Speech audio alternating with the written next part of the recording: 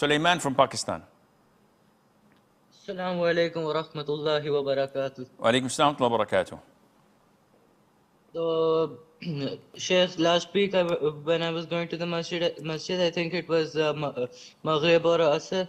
So I went like as soon as the adhan was called, and I was after praying Tahiyatul Masjid, I sat in the first row, like right beside where the muezzin stands, right?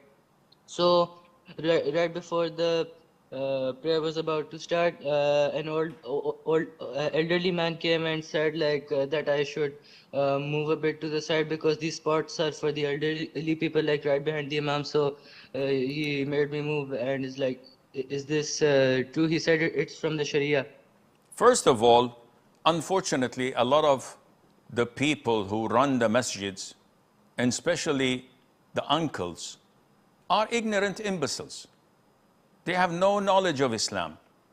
All what they have is their white beards, their age, and their authority. They think they have the right to impose upon others. The Prophet said, alayhi salatu wasalam, in the hadith, لِيَلِنِي مِنْكُمْ أُولُو الْأَحْلَامِ وَالنُّهَى. Those who have sound minds and intellect should be behind me. And that was addressed to the companions. So they were ordered to be behind the Prophet ﷺ in case he made a mistake, in case he needed a substitute, not to any Tom, Dick, or Harry. And most likely the elders who insist on coming behind the Imam, yet they fail to come early. So they come at the last moment, they cross people's shoulders, jump on them, so that they go to the first row behind the Imam or next to the Mu'adhin, and insist that this place is mine. Ya akhi, show me your deed. Show me your certificate that says that this place is in your name. This is Allah's house. You have no right to reserve it. And you have no right to deprive me, who I came early to the masjid, from this spot. Now, having said this, these ignorant uncles, is it wise to pick up a fight with them? They're loud, and probably they have filthy words they can use. And unfortunately, the hooligans in the masjid would back them up. So my friend, Allah knows your intention. Allah rewarded you for coming early and assuming this position. Skip a fight and just move away from his side if he doesn't want to listen to the sound of logic and the sound of Sharia. And the sad thing that he's relating it to Sharia when he doesn't even know what Sharia is. Just avoid fighting and such dispute in the masjid, and be the peaceful one. Rafin from Bangladesh. Assalamu alaikum, Sheikh. Alaikum assalam wa rahmatullahi wa barakatuh. Sheikh, if I join the Imam in his last rak'ah of Maghrib, but it is my first rak'ah. I did not understand your question, Ya Rafin. If I join the Imam in the Masjid in his last rak'ah of Maghrib, but it is my first rak'ah, so I have to get up. So he's going to sit up from his final sujood, so I have to follow him. Now, he's obviously not going to rise up from his sujood, but this is my second unit.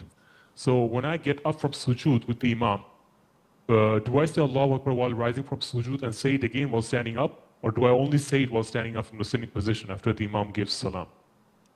When you are following the Imam, I did not understand your question, but I'll just say it. If the Imam is in the third rak'ah, and you say Allahu Akbar, you join him. He makes ruku', you make ruku'. He makes two sujood, you make two sujood. He sits for tashahhud. You also say Allahu Akbar and sit for tashahhud. And say the tashahhud with him. Say the salutation with him. Say all the du'as needed until he says Assalamu alaikum wa rahmatullah, Assalamu alaikum wa rahmatullah. This is when you stop following him and you say Allahu Akbar and you stand for your second rak'ah. You don't raise your hands. You just stand up saying Allahu Akbar. And you recite your Fatiha and Surah do your ruku' and sujood and sit for the first tashahhud. Then you rise saying Allahu Akbar while raising your hands for the third rak'ah, and you continue your salat as usual. Sam from Canada. Assalamu alaikum wa rahmatullahi wa barakatuh. Alaikum assalam wa barakatuh.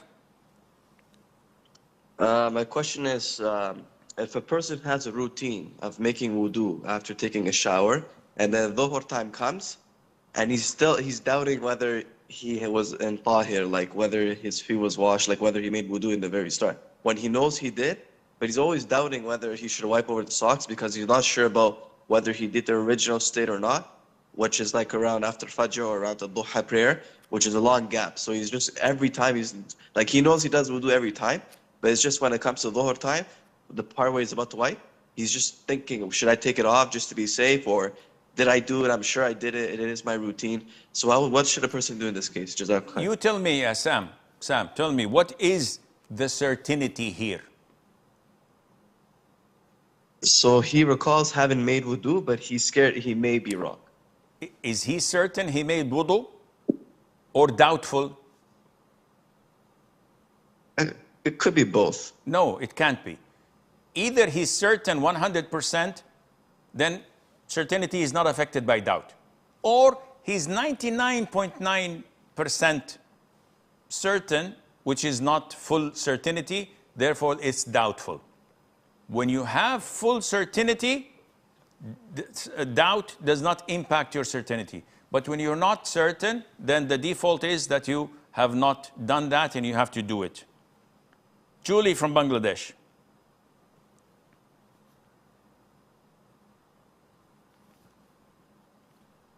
Assalamu alaikum wa rahmatullahi wa barakatuh. Wa alaikum assalam wa rahmatullahi wa barakatuh.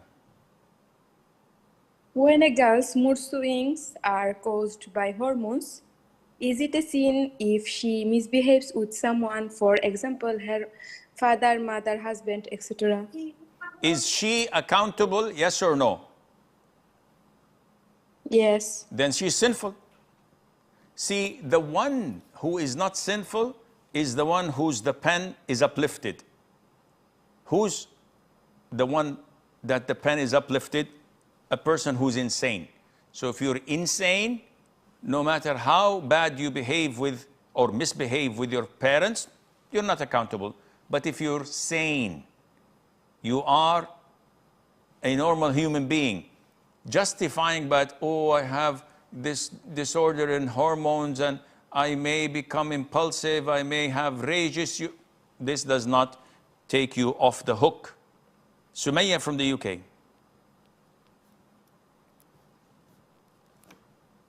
Assalamu alaikum. Alaikum assalam wa rahmatullahi wa barakatuh. My question is, last Sunday you said that a woman should wait for the white thread-like discharge, and even if she sees another discharge that is white, but some women see like their normal vaginal discharges before the white thread-like discharge. So I'm confused. Should they make ghusl based on the normal vaginal discharges, or they should wait for the white thread-like discharge? A woman is pure from her menses if one of two signs of purity appear. One of two signs of purities appears. One, if she sees the white thread-like discharge that comes clear, no brownish or yellowish discharge associated with it, she can take immediate ghusl. If the bleeding stops and there is no colored discharge, but there is discharge that has no color, she has to insert a tampon, and if it comes clean without any colored discharge, this is her sign of purity. She can go and have ghusl. Raqib from Bangladesh.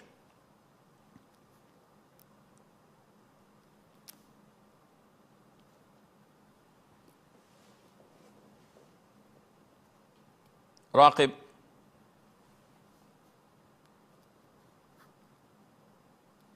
Farah from India. Assalamu alaikum, Sheikh. Alaikum salam tullah. My relative is filing income tax returns, Sheikh. However, there is no legal requirement to enter insurance details, loan information, or interest details just for the purpose of filing the returns. These details are only necessary if the person wants to claim deductions and reduce their taxable income. So, in order to reduce their taxes, he asks whether they have taken any insurance, loans, or paid interest only to reduce their taxes. Is this permissible, Sheikh? There is no problem, inshallah, in filing any types of insurance or loans which are by default haram in order to reduce your taxes, which is also haram by the government to take from you. So using this in order to reduce your taxes is fine, but to have unnecessary, that is not obligatory insurance or to take an interest-based loan is haram and a major sin to begin with. Abdullah from the US. Assalamu alaikum wa rahmatullahi wa barakatuh, Sheikh. Alaikum salam wa barakatuh. I'm a revert to Islam, alhamdulillah, and may Allah reward you for my reversion and all the good deeds you lead us to. Alhamdulillah. So I had a son, an unmarried non-Muslim. We were not married before I had reverted to Islam. Now that I am a proper Muslim, am I able to attribute myself to him? And is my wife, would my wife be like obligated to take care of him the same way that she would if he were her own son? You're talking about your second or your wife that is not his mother, correct? Yes, my wife, now that I reverted, she's not his mother. The girlfriend you had this relationship and that son out of wedlock with, was she straight with you or was she having other affairs at the time? Abdullah? It was only her and I. There was nobody else involved. And I gave him my last name, and we did a biological test and everything just to triple check, make sure that he's mine. So yes. Okay, so in this case, he is your son. As long as you accepted him and took him in, he's your son. However, your wife is not obliged at all to take care of him, to serve him, or to have any obligations towards him. He is her stepson, but there are no strings attached. And if she refuses that he lives in her home, that's her God-given right. She is entitled to that. You're ordered to find somewhere for him to live, or you can try to sweet talk her into accepting him in any way you can, but you cannot force that upon her, and Allah Azza wa Jal knows best.